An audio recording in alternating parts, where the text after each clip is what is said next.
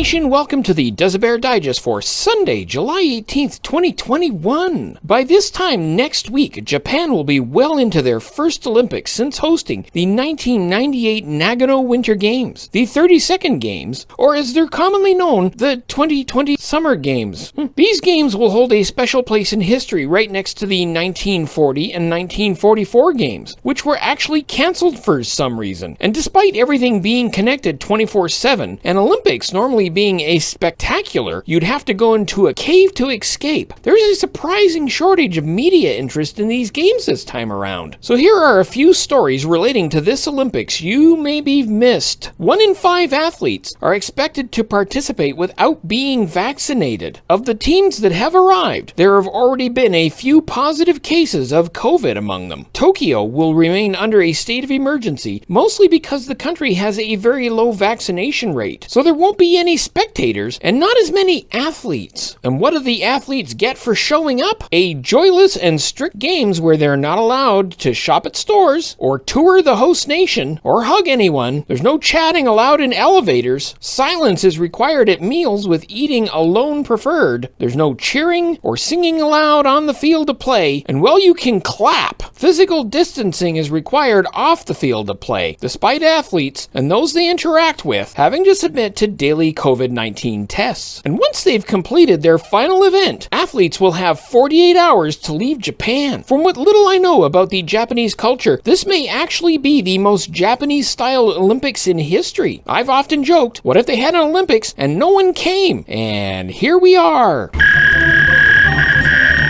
On this day in 1862, the first ascent was made of Dent Blanche, one of the highest summits in the Alps. Cook it just a few minutes less and you'll have al dente blanche. On this day in 1870, the First Vatican Council decreed the dogma of papal infallibility. This may be why the Pope won't apologize for the Roman Catholic Church's part in residential school abuses that began around 1870. On this day in 1925, Adolf Hitler published Mein Kampf. If you want to know why most people hate self-published books, may I present Exhibit A. It also sold better than his previous version, a children's book called Mein Sommerkampf. Too soon? On this day in 1966, Gemini 10 was launched from Cape Kennedy on a 70-hour mission that included docking with an orbiting Agena target vehicle. It was Michael Collins' first trip to space, and there'll be more about him in a couple of days. It's also Insurance Nerd Day, Mandela Day, and Ice Cream Day. Didn't we already have that? Is that too often? I mean, I'm not complaining, but come on. And that's today's Duza Bear Digest. See you tomorrow!